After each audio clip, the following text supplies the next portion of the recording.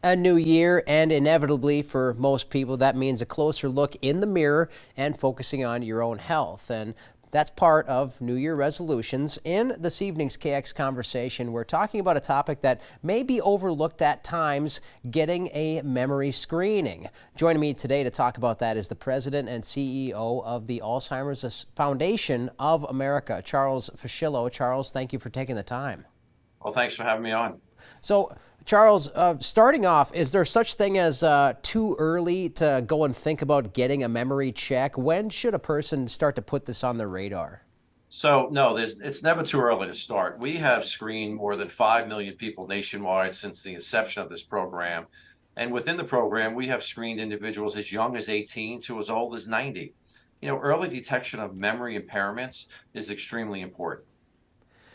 Talking about that itself, anything about the screening for anyone who has never signed up for one in the past, I guess, is it something that's fairly quick and painless? How does this usually go? So it's not invasive, it's confidential, it's done virtually through a Zoom chat with our professionally trained staff. It's a series of questions to test your language, your thinking, and your memory skills. It takes 10 to 15 minutes of your time. But what's important, like any other screening that you get on an annual basis from your primary care physician, you get a baseline score.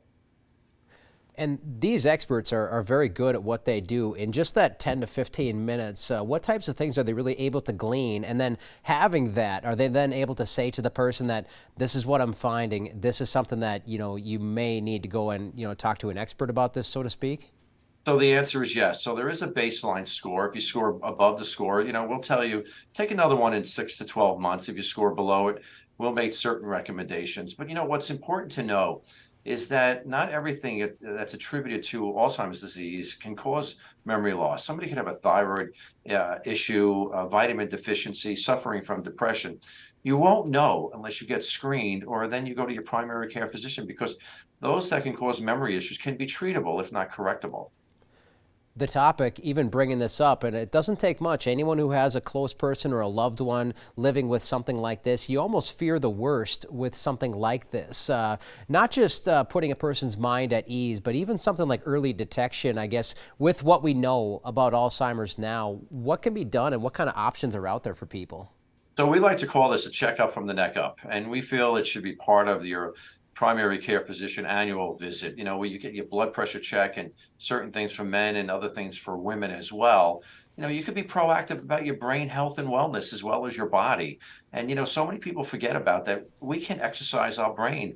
Simple things like ballroom dancing. Use your less dominant hand when you brush your teeth or do something else with your less dominant hand. Without knowing it, you're exercising your brain. And there's certain things you can do. Stay socially active, keep active, try something new. So yes, you can change your life, and you can, practice good brain health and wellness.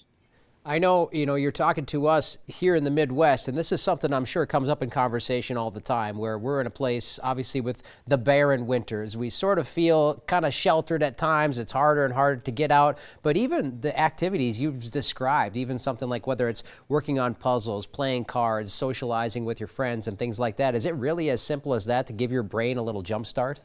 Absolutely. But I must tell you, Joe, the weather's the same here in New York City. It's pretty chilly outside.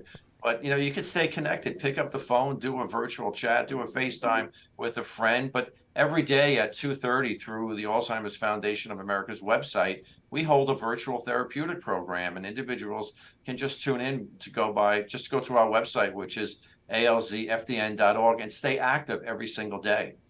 Our guest once again is Charles Fuschillo, who is the president and CEO of the Alzheimer's Foundation of America. Charles, I want to thank you so much for taking the time once again.